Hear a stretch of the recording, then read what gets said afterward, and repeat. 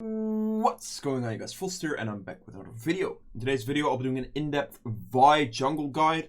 Vi right now is actually a very good champion. The changes that have been made to her a few patches ago now, I think, they kind of changed the way her kit works a little bit with, yeah, you can kind of read it. You probably have seen it already. But those changes actually inspired me for a very new Vi build. This build actually works really well. I will also mention just what the meta Vi build is as well, of course, because, I mean, most players play that Vi build and it's pretty strong, but I actually think the build that I have is a little bit better.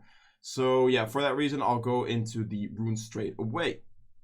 Now, the runes for my specific build first is I go Hill of Blades Vi with the sudden impact, and then at this point this depends on your elo really, because if you are playing in low elo, the vision control thing does not do much for you. When your wards expire is with Ghost Power, which is fine, but as a jungler you most of the time go sweeping lens, so you don't really have that much ward, so this item doesn't become that useful. If of course you are playing in high elo, then there's going to be more wards placed in general, so then zombie wards very good, because you will just be running around with sweeper constantly clearing wards and all that. But if you're playing low elo, then eyeball collection is definitely the one you want to go for. Now, to follow that up, you want to get Relentless Hunter. This will work really well, because as Vi, if you charge your Q, you're going to get slowed. So with the Relentless Hunter, you're also just going to have more roam speed in general, but also with that comes that you will feel the impact less of the slow of your Q, so you can get a little bit more move speed out of that. Of course, if you then engage combat, you're gonna lose all its move speed, but then again, charging your Q and then going in is the entire thing, and if you're already on top of them, it doesn't matter. Now, following that up, you want to get into the precision tree, and then you go Triumph and Coup de Grace. You can also, against very heavy teams, go for Cut Down if you want. You do build a good amount of HP, but if it's like a Cho'Gath or a Mundo, you're easily just going to be able to cut through them really easily as well. Now, Coup de Grace is one of the options. If you are facing more CC heavy like comps that have a lot of like CCs and tanks, then it's just better to go for the tenacity with Triumph in this case, because then you will be able to get the CC reduction from this, and then also you can combine it with Mercs, and it's very good. Now, for the runes here on Vi, you definitely want to go with, if you go for the Hill Blitz setup, you definitely want to go double Adaptive Force. You're going to get your auto attacks on champions really easily anyway, because of the attack speed of this. And then the adaptive, like double Adaptive Force works really well, just because Vi scales off AD very nicely, and then just your auto attacks deal a lot more damage to your jungle camps. Also, you have the E for auto attack reset, so you're just fine in that aspect. Now here, it's just kind of whatever works best into the enemy team.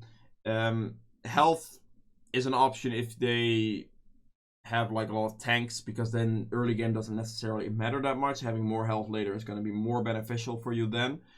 Armor is just in general the best option out of these, if it's not specifically a full magic resist comp or like a very tank heavy comp. So yeah, those are my rune setup. This rune setup really works well with the item build, you will see in a second.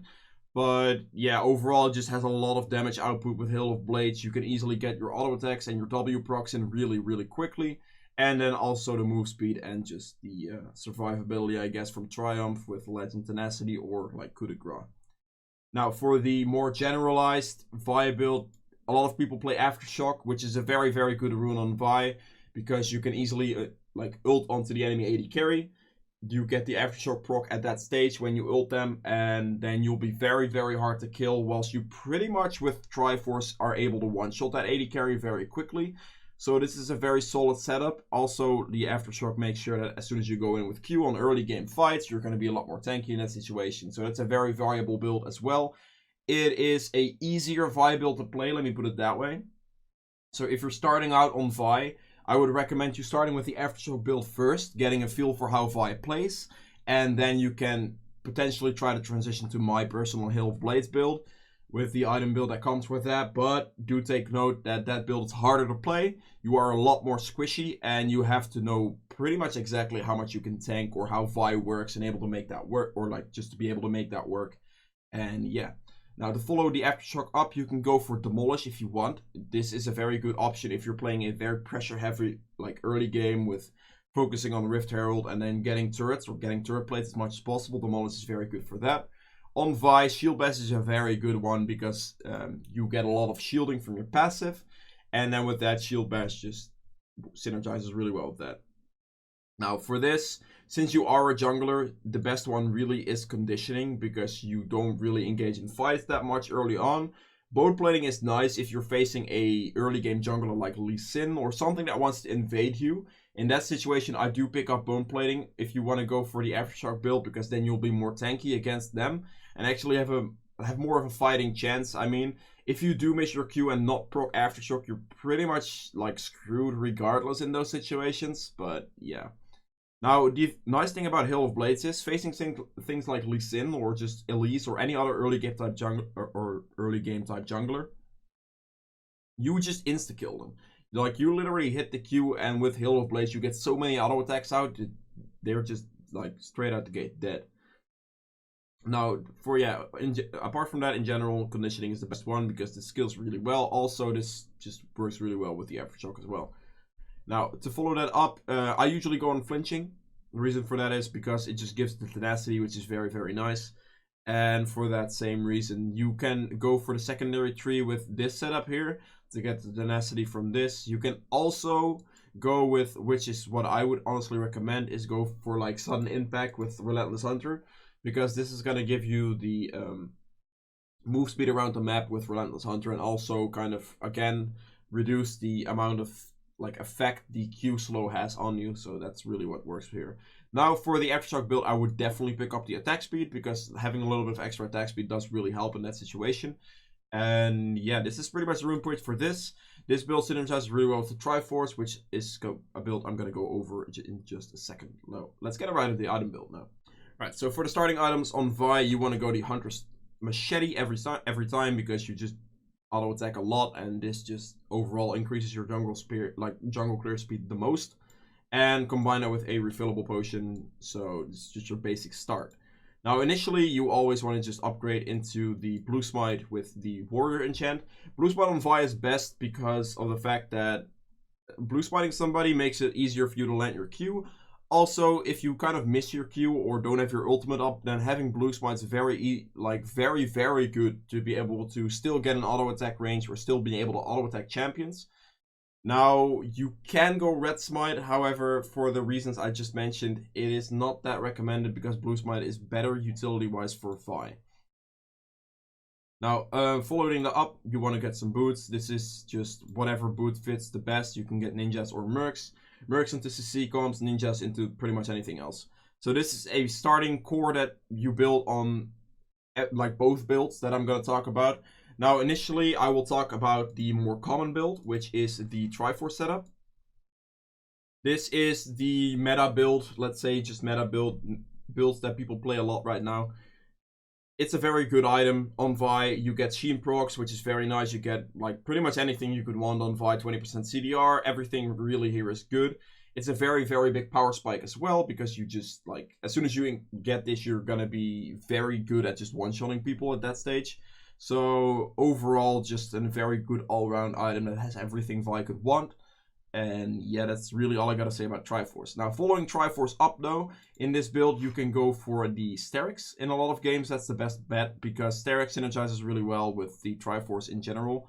Also, Strix is a very good item that goes between the balance of being a very nice tank item and also giving you a good amount of damage. On Vi, I believe this gives 56 AD max. I'm not sure on that one. But yeah, when Lifeline triggers, you also get the extra tenacity from this. So if you're facing CC comps, that's going to be even better. And overall, just, yeah, very, very good item. Now, at this point, it's very straightforward, really. Like, this is your main damage setup. So you're going to have the 4 items right here. And then you just finish that off with tank items that work really well into the enemy team. Now, personally, a tank item I really, really like on Vi is Gargoyle Stoneplate. This is a very solid item on dive champions, which Vi is because of her ultimate. You can easily just ult onto the enemy AD carry and then blow him up and get Gargoyle Stoneplate to kind of walk out of that situation unscathed. You do not, in any situation, want to use your Stoneplate whilst you're going on that target because that will mean that you're pretty much just crippling your damage by way too much and you're not going to have enough damage to one-shot the carry. So it's really something you want to avoid. But after these items, after the Strix Triforce, picking up a stone plate instantly puts resistances against both things. You get 80 armor, 80 magic resist when you dive in, and you have the active to double your HP. So this item pretty much makes you unkillable at that stage if you know how to use the active properly and synergy with the Strix. And yeah, so that's really what you want to get in that situation and what I would recommend. If you don't want to do this, you can also get like maybe a randomness if the enemy team is crit heavy, or just like anything magic resist related for like those situations. If the enemy team has like a Casio, a Garthus, or something that does a lot of subsequent magic damage from same spells, then Adaptive Helm is a very good buy as well. But in most games, I really just like to get the Stone Plate in this situation, because that's really the only tank item I personally need. And that's really the only tank item I kind of recommend you to get, because the next item I recommend is the Guardian Angel. The reason I recommend Guardian Angel is because of the fact that this is going to allow you to dive even harder. Vi is a very good dive champion, so with the combination of Guardian Angel and Stone Plate, you're just going to be able to easily go in, ult somebody, especially if you have Aftershock, which is what you play with this build. You definitely want to get Aftershock with Triforce. You can go in, tank a lot of damage with Aftershock, pop Stone Plate to tank even more damage. If they do manage to kill you by some miracle, which, I mean, unless they have Vayne is really a miracle, then the Guardian Angel is going to be able to help you survive through that as well. And yeah, this is just a very good tanky setup that has a lot of damage to just still one-shot the enemy 80 carry, or just enemy squishies in general. You're going to have a good amount of damage output whilst being very tanky. Now, this is the setup I would recommend you to go with. It's a 6-item build like this, and it's a very straightforward build to go for. It's, apart from Triforce, it's not that expensive either, because it's only 2,500 and it's only 2,800 compared to maybe 2,900 from other tank items. So that's a very nice thing as well. And yeah, that's really all that has to be said about this build. If you guys have questions or maybe suggestions, I guess, put those in the comments for this build. This is just what I would recommend you to go with for the Aftershock Vi setup. Now, scratch everything here, and let's just move on to my specific setup, and what I personally think is a better setup on Vi right now, just because of the way like they kind of made changes on her. So after this initial core, which you still want to get, or Mercs, I guess, if you're against heavy CC, you want to get that Black Cleaver. This is mainly because of the armor shred, and will synergize really well with the rest of this setup, which you can see in a second.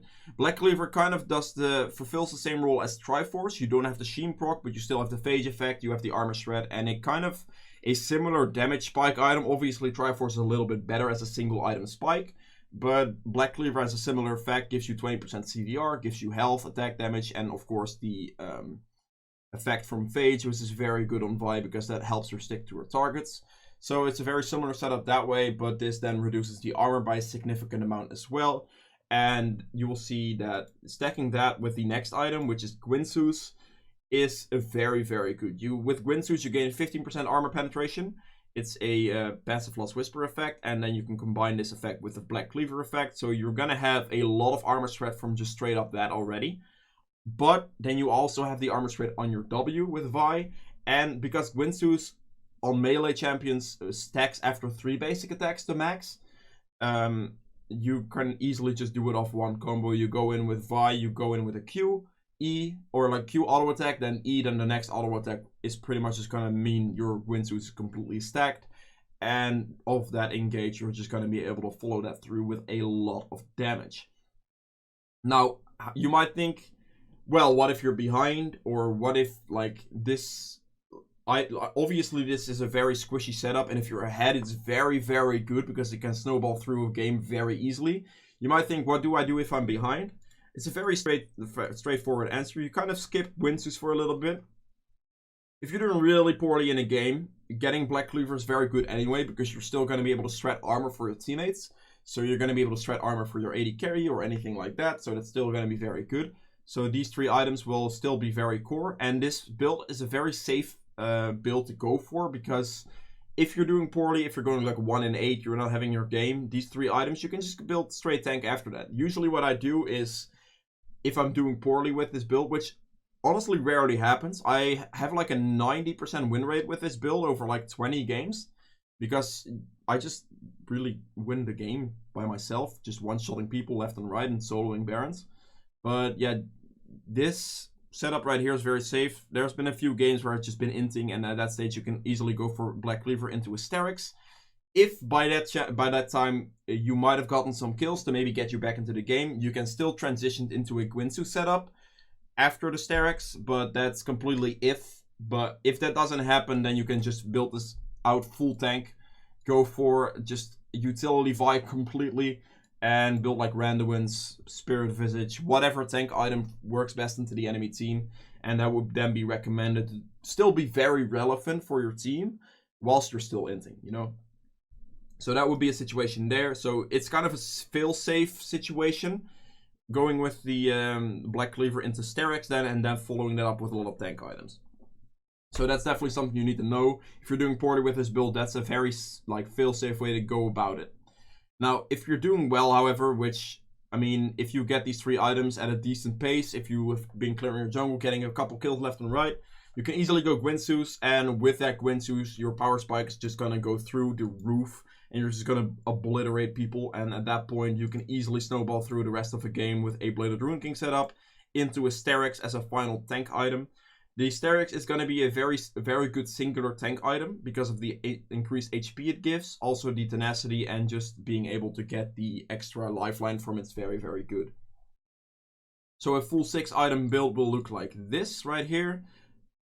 And then as a very final thing in the later stages of the game, you want to make sure you get rid of your jungle item for a Guardian Angel. The reason you want the Guardian Angel of your jungle item, obviously, is because you're going to be diving in with this build. You're quite squishy, but the squishiness is kind of deceiving because of the amount of damage you deal. If you run into, like, let's say it's Sejuani late game, you can easily just Q on top of her, auto attack, Q auto attack E, and then auto attack again. Your Gwyn's is going to be procced, and at that stage she is just pretty much dead. One of your W procs is just going to snowball the armor reduction into oblivion, and they will have nothing left. They will get pretty much true damage at that point, and they're screwed. So also, with this setup right here, you proc your W more often. Now, it used to be better because Guinsoo's procced every 2 hits, but they changed it to every 3 hits, which is still completely strong on Vi, don't get me wrong. It used to be a little bit better, but yeah, because of that, every 3 hits a little bit slower, but I tested it quite a significant amount after they nerfed it, and it's still a very, very solid item. Now, the way this build kind of synergizes is with the way they changed Vi.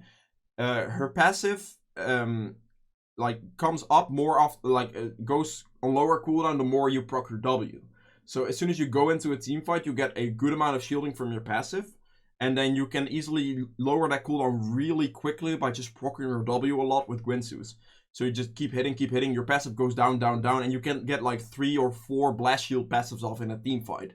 And that alone gives you so much extra health and just extra tankiness that this build is deceivingly tanky. It also deals an insane amount of damage. If you get on an 80 carry, get 1 Q or an ult on an 80 carry, they're instantly dead. Because all it takes is just Q auto attack E and they're just gone. Like an 80 carry loses 90% of their HP bar. And following that up with a max attack Guinsoo's and a lot of attack speed is just going to be very easy. So that's really the build setup. If you like the Triforce setup, go for that. If you do want to try this with the Hill Blade setup, I personally really like it. It's been working really well for me at very high elos. And yeah, let's just get right into the gameplay section now. Alright, welcome to the gameplay section of this guide. As you can see, I am playing Vi, of course, into a Sejuani. This is a pretty good matchup for Vi because Vi's early game is really that good, and Sejuani's early game, well, it means she doesn't really do anything to the other jungler. So you have the time to farm up in the first couple of levels, and eventually, specifically with the build I like and the build I go for, the build I think personally is best on Vi right now, you completely demolish a Sejuani mid to late game. So you pretty much are good against her and throughout the entire stages of the game. There's really nothing you can do, or well, she can do. You can do, well, a good amount. So that's pretty damn good. Now also Vi has fairly good gank pressure, and if she has ultimate, then the kills are pretty much free. So that's also something that you've got going for you there.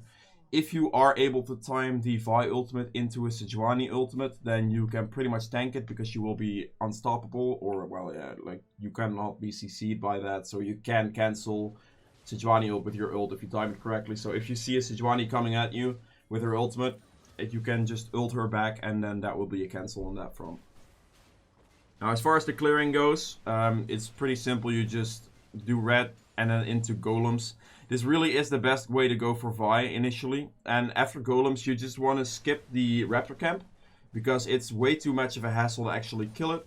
You can go raptor camp, you can clear the because, well, you won't have your Q yet. If you have Q for raptor camp, if you're level 3, then raptor camp is really easy. But if you only have to do it with Q or E, it's not really worth it. Also, as you can see about this jungle path, I hit level 4 at 330. If you do this clear, the red, Krugs, Wolves, blue clear, then Scuttle will spawn at about that time, depending on how good your leash was. You can also still do Gromp or whatever. But you clear all of this and just leave Raptors up, because Raptors is way too much of a hassle for Vi to clear without level 3. So take note of that. That's really the clear path you want to look for on Vi. Pretty much every single game, no matter what side you're on.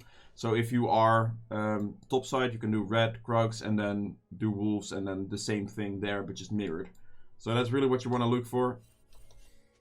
Now here, after a clear like that, you can either invade or you can go for a gank on top lane, which I am just opting for the gank on top lane because Xin is quite pushed into the Ryze at the moment. Also, ganking for a Ryze is fairly easy with Vi, because if Ryze times it correctly, as soon as you are like in range and charging up, then you can just, well, Q for free and you'll be fine that way.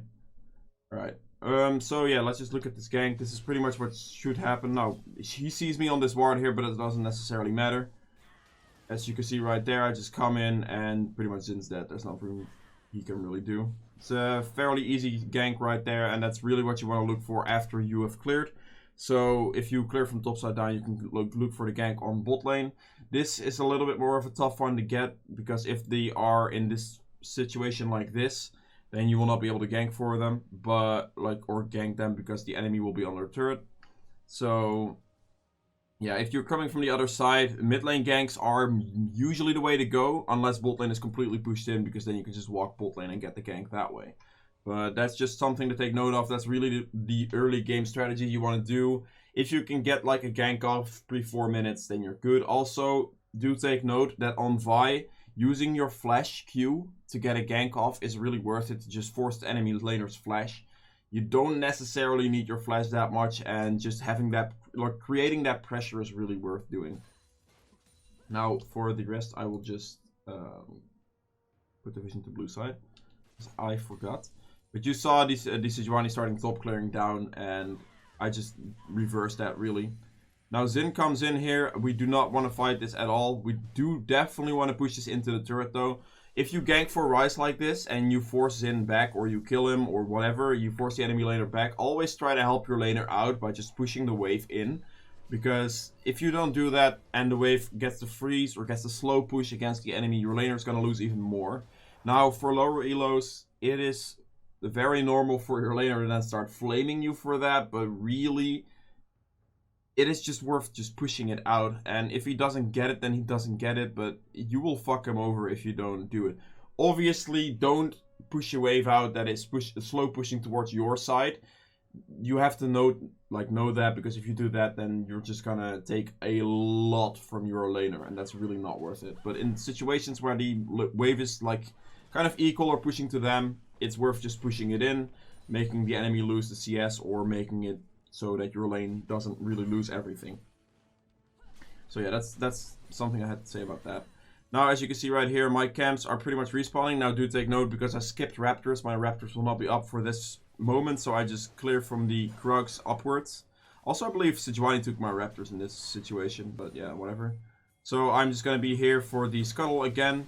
Now, I am quite a tank buster against Sejuani. The only downside here is that the Xin gets the BRIO roam on Ryze, which is obvious because Xin is a much more early game champion than Ryze.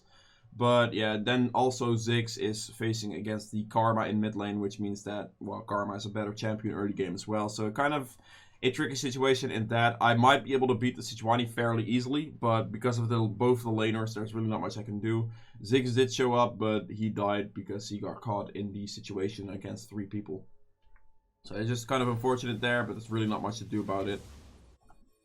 Now all I'm gonna go from there is I'm just gonna get my red buff because it's spawning, and I believe I might go for the dragon here because I saw everything top lane. Yeah, this is a very good strategy on Vi because she does dragon really well due to her W. And if you see the enemy jungler top lane like that, you can easily just go and do a dragon. As you can see right here, I only have the smite and a longsword. You can easily do it that. If you have more than that, then you're still, like, you're obviously going to be fine. You do definitely need one longsword and your jungle item to be able to do it. If you don't really have that, then it's gonna put you in a way too risky of a position for it to actually be worth it. It's way too slow. You might as well just base, get these, and then do it. Like, this is a very standard thing you can get from the initial clear that I told you about with the the red rugs, wolves, blue, gromp, and then scuttle into a gank. After that, you can easily back for this and then do a dragon. So that's really what you want to look for. Doing it any sooner than that's really not worth it, because it just takes away from your clear, and it also takes just way too much time. So yeah. Now right here, this is just bot lane was just pushing, or like, well, my bot lane pushed in. The fight started. Caitlyn died, and yeah, I just ran bot lane. I could see this. She flashes that. Unfortunately, I was really hoping to hit the Kai'Sa with that Q. I'm just gonna follow the this guy with my ultimate, because then he will not be able to stun me in the wall with a Q. Ziggs also shows up. I just auto attack Q and then E and get the thing on Kai'Sa. I just flashed for it. Really wasn't that necessary, but I'm a greedy player. What can I say? She was worth 600 gold. I definitely wanted to get that kill. So yeah, honestly, like, using your flash like that's really not the greatest, especially if Ziggs has maybe one more auto attack in him or anything like that. But yeah, you know. Whoa. Alright, I have my jungle item now with tier 2 boots, which is really good, all because of that shutdown on Kai'Sa. That puts me in a very, very good position against their team, because, like, it's just an insane lead on Sejuani that I have right now. I'm ahead in CS by about 20-ish, and I also have 2 kills, with which one of them is a shutdown, so that's like 3 or 4 kills, which is even better. Now here, I see Xin going in on Ryze. I just show up. I initially wanted to give that kill to Ryze, but yeah, I should have just taken it looking back at this. Because right here, let me see. So right there, I just hit him there, and whoa. I honestly thought that would be enough damage. As you see right there, I don't know why it just went off me. This right here, I see this, and that Q right there connected on the Empower from the E. And I really thought that would do enough damage, but as you can see, it just barely didn't, and he killed Ryze for it. So that was really my bad. I tried to give that kill to Ryze, but yeah, I should have just taken it, because I could have saved Ryze's life at that situation. So giving kills like that is fine, but just, yeah, don't make your laner in for it, if you know what I mean. That was a mistake on my behalf. I should have just taken the kill. But yeah, I mean, he died in the end, so it's okay, but... Now right here, this is just Vice, like 1v1 potential damage with Hail of Blades, as you can see. So I start up my Q, I see the Xin. I think he's gonna go on E on me on that stage still. He should not have done that, it was really a mistake on his part. But at this stage right here, as you can see, I just deal a lot of damage with Hail of Blades. Xin is a very early game champion, so obviously he has a lot of base damage. He also has the Sheen for a lot of extra damage that way, but yeah. Now at this stage, I was really hoping he chased me, because I have Q and ult up, so I wanted to walk into the brush and then Q backwards, but he didn't chase me, because, well, I mean, that's just the smart play to do. So yeah, he just gets away with that. I see the Sejuani bot lane just now, so I can easily take a red buff, and I can look for maybe a play on Xin still. So right there, as you can see, easy combo with Ryze. So I just take red buff here, because I saw Sash bot, and then I see the Xin top again, I could just return gank this. I charge my Q, Ryze pops his W, I just hit my Q into that for free, there's no way you can dodge that, and then we just kill the guy really quickly. Now at this stage, Sejuani is still bot lane, so the obvious play to go for is the Rift Herald objective. This is a very strong play, a very strong power move that you can put into a lane. You can get top lane with that, like get the first turret or just anything of the sort. Now as you can see, like, also, that's a very good tactic as well. I just killed the Rift Herald. You initially want to always put the Rift Herald down before 40 minutes if you can, to get the turret plates from either top or mid turret in this stage. Going for bot turret really isn't all that worth it, especially if you're 12 minutes in. If you have the Rift Herald on 10 minutes, like straight on, then you can still look for a bot lane play if you want to, because then you still have the time for it. But it's in general better to just push one of these turrets down real quick. optimal would be mid, but if you have a situation like this where the Rise is just ahead of the Xin, you can just go for Xin and just kill him while he comes back to the lane, as you can see me doing right now. He comes back to lane, I just Q on top of him, he instantly loses like half his HP and is dead, just straight up. So here I can just, well, do this, and I believe I just put Rift Herald down. I don't put Rift Herald down, interesting. I should have just put Rift Herald down in that situation. But yeah, that would have given me first turret, and then that would have been good. I missed my Q there, it was pretty bad. But as you can see, just like shredding damage also just kills Sejuani pretty easily. That W proc instantly removed like a good amount of her HP. Now here, I'm not sure what this is. Like that Kai'Sa literally just ran it down at that stage, so that's pretty good for us. She was, like, she's really strong, and if she just does that, then that's really good. Now here, okay, I just opt to put the Rift Herald down in mid lane then, I suppose. So we can just pressure this turret down.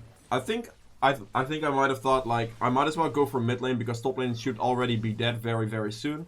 So I can get more platings out of mid lane. I think that might have been a situation.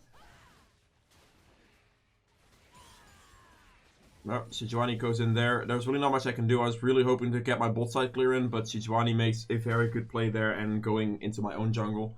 And just, like, preventing me from getting anything. Ooh, I failed the Q over the wall. That's just unfortunate to see. Right, I just want to make sure I get my camps in still. I should be backing very soon. I have a lot of gold, yeah, there. I instantly am able to buy my Black Cleaver at this point. I think I wanted to farm a little bit more gold to actually get that Black Cleaver. And since I was already here, I might get this. Might as well get that. Unfortunately, Kai'Sa takes my Scuttle, which is quite sad, but yeah. I wanted to go in on Kai'Sa here. I ult her. I just go for the damage. I have Hill of Blade, so I do a lot, but then Kai'Sa just ults out.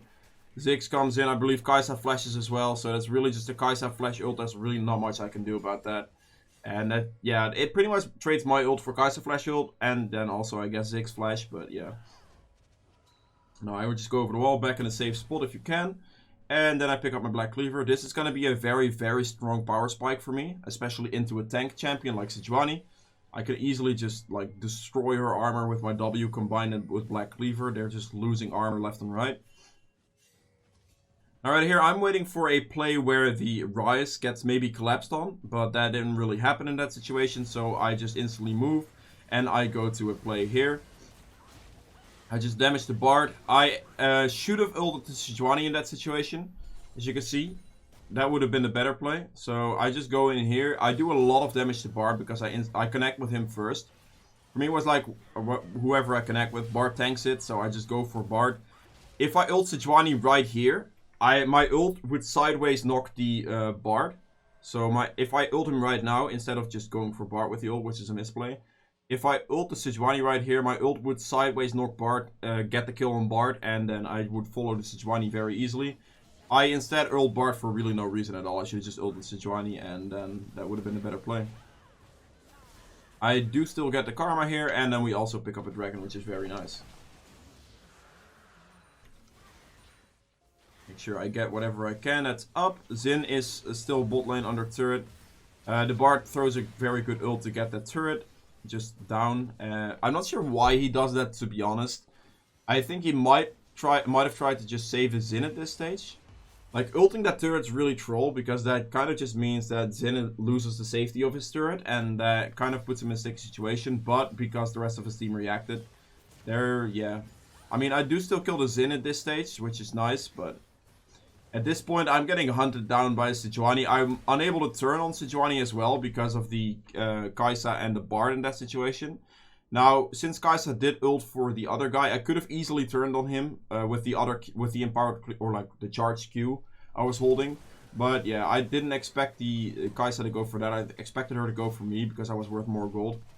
And yeah, at this point, Sejuani can just easily 1v1 me because I was quite low. I didn't have too much mana, no ultimate or anything like that. Now, here as well, let me look at this because she walks like right there. I mean, there's really not much that could have been done. I was just dead in this situation, unfortunately.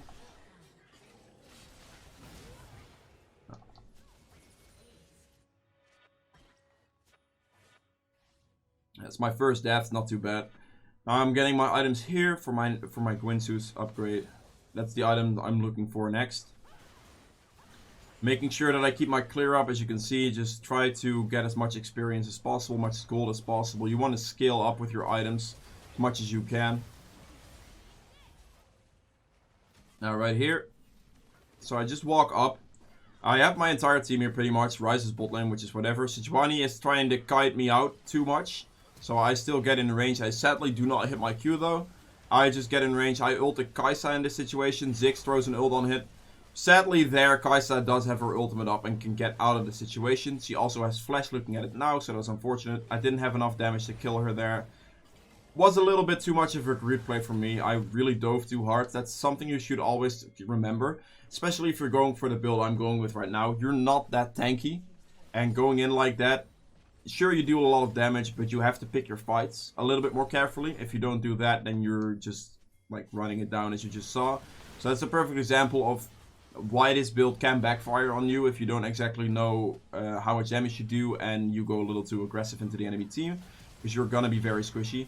Now, similar situation as before, but in this case, I just ult Kai'Sa. She doesn't have the way to escape. She could have flashed it, but that would have meant she would have flashed with me still ulting her. So that's really not worth it for her. And Ziggs just throws an ult on wherever my ultimate knocks Kai'Sa into the air, and that does a lot of free damage on her. Alright, here I'm just going for my jungle clear, getting the gold I need, getting as much gold as possible, really. Ryze died, I don't know where, but they are looking for a Baron play here. There's really not much they can do because, well, we still have Ziggs, we have Leona, I'm still up, I do a lot of damage as well. And yeah, right here, just chase him, blue smite him to slow him down. Leona gets in range for the stun, and we get a triple kill, or I get a triple kill in that situation. Now also the very nice thing about just like the build I'm going with, you're very good at doing Baron. Now in this situation it doesn't really show yet, but with 1 or 2 more items you're just going to be able to solo Baron very easily as well. Which is a very strong power play, especially in lower elos, where your team doesn't commit to certain Baron calls or doesn't respect the vision or anything. You can easily just sneak a Baron from just a 2-3 item stage, and that's very, very nice. As you can see, I pick up the Guinsoo's here. I have the part of Blade of the Rune King as well. As soon as you finish that Blade of the Rune King, you're pretty much God mode. There's really not much that can touch you at this point. Also, while the Cleaver and the Guinsoo's combo is also a very, very strong power spike, because of the fact that Guinsoo's will just make sure that the armor pen goes through really, really quickly and also gives you more W procs. So just overall damage increases. Alright, here in this situation. So I'm looking for a potential opportunity to go in. Ryze gets really low. Xin comes in from the side. I start prepping my Q. I instantly hit the Xin, do half his HP with just the Q auto attack E. Gives you the 3 hit. I'll just go slower here. Always with Vi in a teamfight, look for situations where you can pick up targets one by one. You can also just try to go for ulting the AD carry, but that's a little bit more of a risky play because that means the AD carry has to be either alone or maybe with one other person that's standing right next to him for you to be able to ult that AD carry. In this situation right here, it's just better to go for picks. I just do as much damage as possible, then kite backwards. And as you can see right there, I get the Guinsoo's proc, and that just pretty much obliterates in from half HP. Now in this situation, my optimal play position to go for is go for the Sejuani in this case, because both my carries are here. Leona is there kind of stalling them. So in this situation, I should just like clear a path for my carries, make sure Sejuani can't do anything against them. And I kill the Sejuani really quickly because of my build path. Alright, here I just chase, I flash Q the Karma, and she pretty much just instantly dies from that. And then I also get the kill on Bard. Alright, here we can easily just push turret down. I am a very strong Vi right now. And I just recall here because I can pick up my Blade of the Rune King. Now, at this point, I am pretty much unkillable. I do so much damage that I just obliterate anyone 1v1 in like half a second. Because with melee champions, Guinsoo stacks really fast, especially on Vi. It's kind of inner combo, because you Q auto attack E for a reset, and then with the next auto attack, your Guinsoo's will pretty much be procced already. Now right here, I remember this play because I misclicked really hard on the bar tunnel. So right here, I did not want to click that tunnel whatsoever because that was just straight int. And as you can see, it was straight int and I just died for it. So that Bard tunnel hitbox is kind of troll. And that cost us like quite a significant amount of gold there because she got a quadra kill. Not only that, but she also got Jesus. It's double. She got a 700 gold shutdown from me, so that's really painful for me. Now that just misclicking on Bard tunnel right there cost me mid and hip, which is really, really annoying. Anyway, we do kind of try to chase him down at this stage, but there's really not much to be had. We can get one top turret. Xin goes out of position here. I tried to, he goes out of position here, so I was like, alright, I can get this guy. I should not have ulted him there. I should have just used my Blade of Ruin King active to try to get onto him. Now the Kai'Sa does heal there and gets away with like 2 HP. The only good thing about that play is, I mean, I fucked it up because I should not have wasted my ult on like half a distance Xin. I should have kept it for the Kai'Sa. If I just Blade of the Rune King Xin and walked up to him, that would have been much more like beneficial for me in that specific fight because then I would have won it. Because all I had to do at that stage was just ult the Kai'Sa and then just throw my combo on her. She would have died instantly. And that would have been just an easy win for me there. So that's really the misplay I made. Never really waste your ultimate like that if you don't have to. So yeah, that's just one thing to take away from that. Now the only good thing about that play is I kept the Kai'Sa, the Xin, and I believe the Sejuani busy there. So the other 3 guys could get top turret, so that's still okay. It's a slight misplay on my behalf, just wasting my ult like that. But yeah, what can you do at that point? My team is doing pretty well in this fight right now, as you can see. The Kai'Sa, like, they all get really low, I believe. Oh, he gets cancelled, okay. Now this is, my team is pushing right here. Xin is going for the end on our base. I am up in 15 seconds, so this should be okay. Ryze is also teleporting back, but I believe gets cancelled. This is a very, very scary, this is a little bit of a scary situation because he actually might have been able to end if he had a little bit more damage. However, it doesn't necessarily matter because I obliterate him in 2 seconds as soon as I get there. Now, that was a very close call to the enemy team being able to end there. And that's all really off me just making the mistake of, again, just not, just using a no-distance ult instead of using it on Kai'Sa. Now, Sejuani hard chases the support here, which is a very big mistake. And at this point, I'm just going to start Baron, I think. No starting Baron? Well, goddamn. I should have started Baron there. I could have easily just started soloing this Baron. Alright, they just used the blue trinket on that stage, okay. They're just pushing mid now. Alright, opt for Dragon instead, that's whatever. You can still look for this Baron play very, very easily. I think we're going to do that right now. As you can see right here, my build is completely maxed out now. I can still sell my jungle item for a GA or just like a Wit's End if I want to get magic resist, but I don't necessarily need that. Most of the time I just get a GA, and that's really all I can finish this build out with.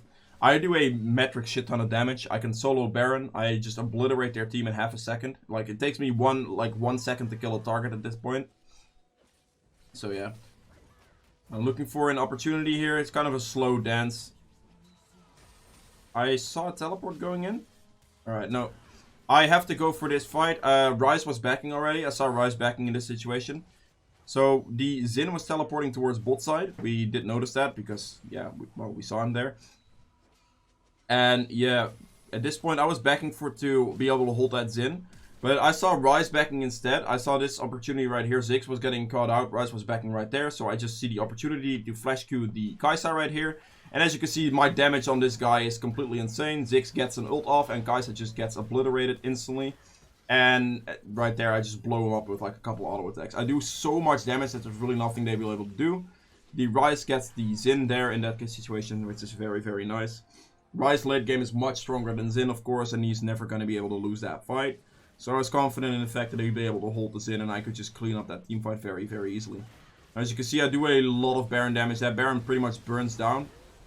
The Bard and the Sejuani were over the wall, so I just opted to go for the play there. There's really no point in rushing the Baron and risking the Smite Steal if you could just go over the wall and finish him off right there. Now, off that play, off just turning on them really, and Ryze being able to hold, I get the flash Q on Kai'Sa. Pretty much one-shot her completely, as you see with the amount of damage that I did. And that just allowed us to get Baron and end the game. That's really how you want to play Vi. Try to always look for targets in team fights. Don't use your ult for like very short distances. You can easily use your ultimate into a 5-stack team and use it on the AD carry. Knock everyone else aside to engage like that if you want to. Make sure to always keep your pathing quite efficient. This game, as you can see, the Sejuani had 97 CS and I had 218. I was pretty much on par with my solo laners. That's a bit iffy because my solo laners should have a little bit more. But yeah, I just was really, really strong and I could just really kill their team quite easily. If you guys have any questions on Vi, make sure to put those in the comments below. If you guys have enjoyed this video, make sure to hit the thumbs up button and subscribe for more. And yeah, that being said, see you guys in the next video. Bye!